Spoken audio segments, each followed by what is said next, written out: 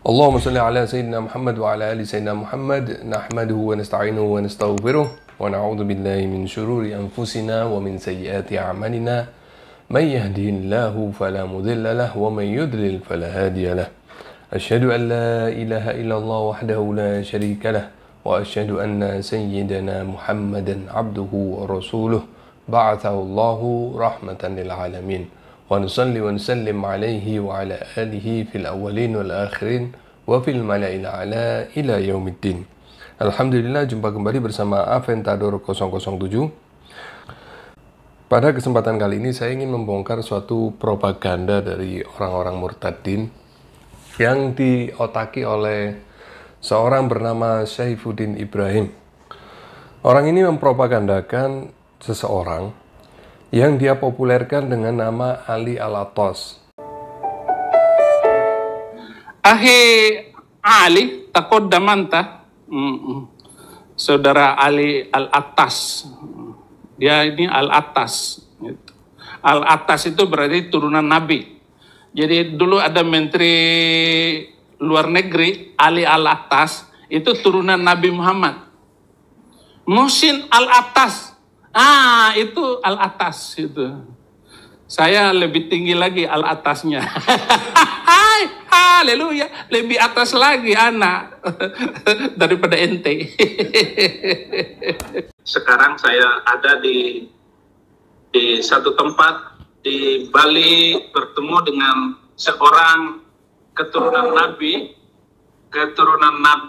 ya akhirnya meninggalkan keyakinannya, meninggalkan ajaran nenek moyangnya, meninggalkan di mana nenek moyangnya itu adalah Nabi. Saudara-saudara, kita bertemu lagi dengan seorang anak Tuhan. Dia adalah keturunan Nabi dari Arab. Dia dari Yaman, Al-Attas, dan beberapa kali sudah saya jelaskan tentang beliau kenapa dia masuk Kristen. Kenapa kok kamu bisa-bisanya jadi orang Kristen itu loh? Pindah dari Islam, turunan Nabi lagi. Tafadhol. Shalom. Ya, mungkin yang bersaksi ada turunan Nabi, ya. Saya mau panggil dulu, saya sendiri jadi orang Kristen sudah merasa aneh. Kok bisa-bisanya saya guru Al-Quran tiba-tiba bertobat terima Yesus. Saya kagum dengan rancangan Tuhan. Loh, sekarang kok ada turunan Nabi, kok bisa-bisanya jadi orang Kristen. Mengapa dia beri nama Ali Alatos sebagai nama samarannya? Karena dia tahu persis bahwa di Indonesia ini yang menjadi motor Islam adalah kalangan habaib. Dan salah satu di antara marga dari para habaib itu adalah Alatos. Nah, dari sinilah cerita itu dimulai. Nah, orang yang sampai sekarang masih majhul ini, alias tidak jelas jeluntrungannya ini, yang diberi nama Ali Alatos ini adalah orang yang kalau saya lihat dia pendatang dari salah satu negara Arab, tapi kalau dia mengaku dari Yaman, itu bohong. Dia jelas kebohongannya ketika dia mengatakan dirinya bernama Ali Alatos dan berasal dari Yaman. Itu menghancurkan kebohongan dia sendiri. Kenapa? Karena Yaman ini atau negara-negara Arab itu mempunyai lahja, mempunyai dialek. Kalau ada orang mengaku dari Mesir, tapi kalau dialeknya bukan Mesir, orang akan meragukan ini bohong, ini bukan orang Mesir ini. Atau ada orang mengaku dari Yaman, tapi lahjanya atau dialeknya tidak mencerminkan seperti orang Yaman, pasti akan ketahuan ini bukan orang Yaman. Atau mengaku dari Irak, kalau dia berbicara dengan lahja bukan seperti orang Irak, dengan dialek bukan seperti orang Irak, orang pasti akan tahu ini bukan Irak ini bohong ini. Atau dari Lebanon, atau dari Suriah, atau dari negara-negara Arab yang lain, Maroko, Tunis. Setiap negara Arab itu mempunyai dialek-dialek, mempunyai lahja-lahja. Yang itu merupakan ciri-ciri mereka, ciri-ciri asal-usul mereka. Ya, seperti di Pulau Jawa misalnya, di sini Pulau Jawa ini ada banyak dialek bahasa Jawa. Bahasa Jawa di Jawa Timur dengan di Jawa Tengah beda. Bahasa Jawa, dialek bahasa Jawa maksud saya, dialek bahasa Jawa antara orang Malang dengan orang Surabaya pun dialeknya ada perbedaan. Dengan orang Blitar, Tulungagung, Pacitan beda. Antara orang Jawa Timur dengan orang Jawa Tengah beda. Jawa Tengah antara orang Jogja dengan orang Solo ada perbedaan dialek. Nah, itu suatu hal yang wajar. Itu baru dari sisi bahasa. Nah, kalau dari sisi marga, alatos misalnya, ada orang mengaku alatos. Nah, begini, pada dasarnya para dzurriyyah itu, mereka itu sebenarnya saling ada keterkaitan, saling mengenal satu sama lain, saling ada ikatan silaturahmi, baik itu melalui hubungan saudara maupun hubungan pertemanan. Mereka itu ada ikatan silaturahmi di situ. Kalau ada orang tiba-tiba ada orang asing misalnya ngaku bermarga alatos, nah pasti dia akan ditanya aslinya dari mana, orang tuanya namanya siapa, saudara-saudaranya namanya siapa, ibunya marganya apa, dan teman-temannya siapa, pamannya namanya siapa, terus punya keluarga nggak di kota ini. Nah, nanti dari pertanyaan-pertanyaan itu akan ketemu nanti titik sambungnya itu di mana. Oh, mungkin kita ada mengenal salah satu dari pamannya. Mungkin kita ada kenal salah satu dari teman yang dia sebutkan. Atau dia mengenal teman dari teman kita. Nah, dari situ nanti akan ketemu. Ini sebelum kita menanyakan lebih jauh tentang silsilah. Tapi kalau di pertanyaan-pertanyaan tadi nggak ada yang ketemu, nah baru kita suspicious. Bener nggak nih orang ini marganya alatos. Nah, nanti baru kita akan selidiki lebih lanjut. Baik, tentu saja melewati lembaga yang resmi, yaitu Rabithah Al-Alawiyah. Nah, karena Rabithah ini mempunyai data valid, data yang sangat valid tentang keturunan-keturunan Rasulullah yang ada di Indonesia, silsilah-silsilahnya.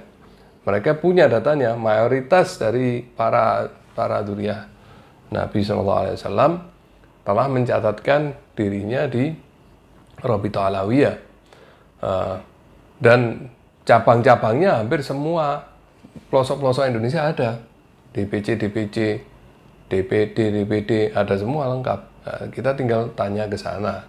Apalagi kalau orang tersebut mau menikah atau minta anaknya orang, nah, pasti akan diselidiki.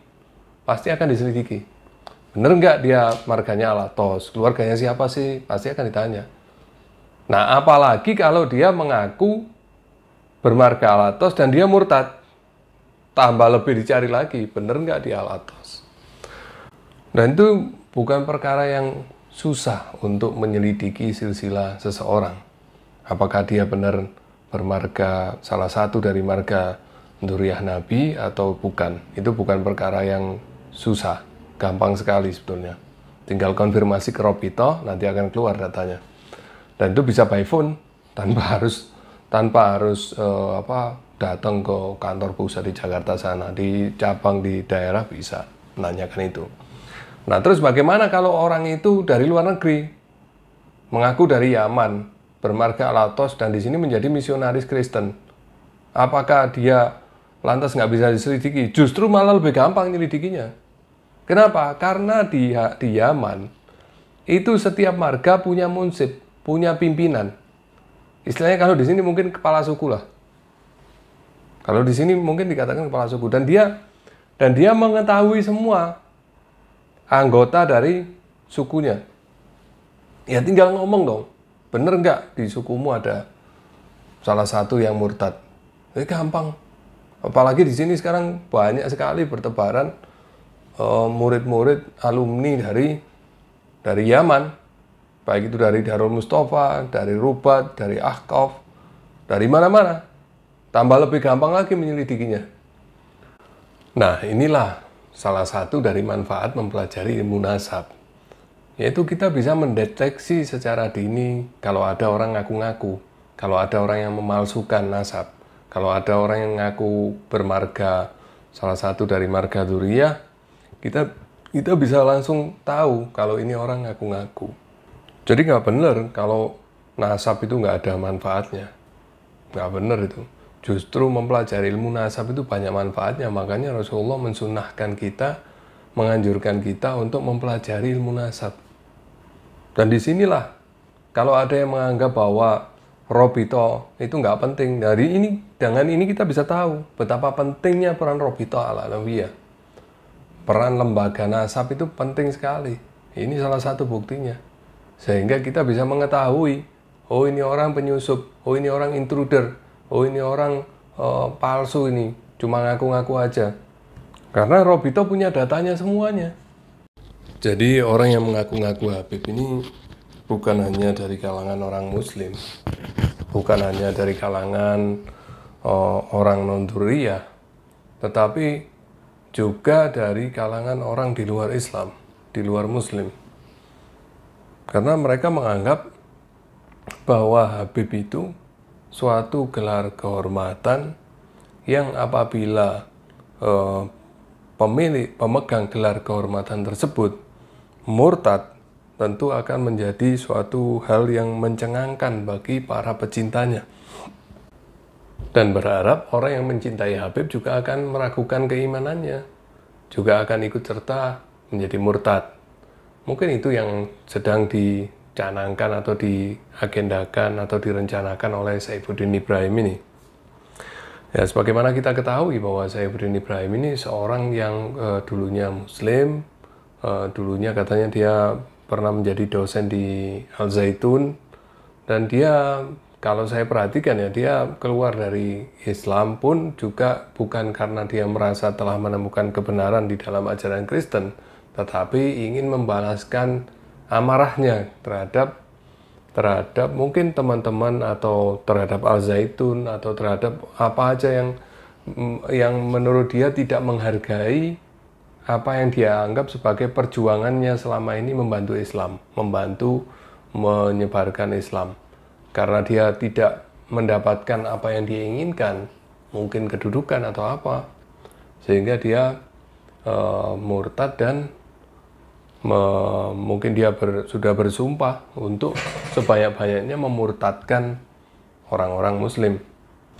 Oke, kiranya ini dulu yang bisa saya sampaikan. Kurang lebihnya saya mohon maaf. Wabillahi taufik wal hidayah. Wassalamualaikum warahmatullahi wabarakatuh. أهل بيت المصطفى الطهر هم أمان الأرض فالذكري شبهوا بالأنجم الزهر مثلما قد جاء في السنن وسفين للنجاة إذا خفت من طوفان كل أذى فانجو فيها لا تكون كذا واعتصم بالله واستعيني فانفعنا ببركتهم واهدنا الحسنى بحرمتهم وأمتنا في طريقتهم ومعاناتهم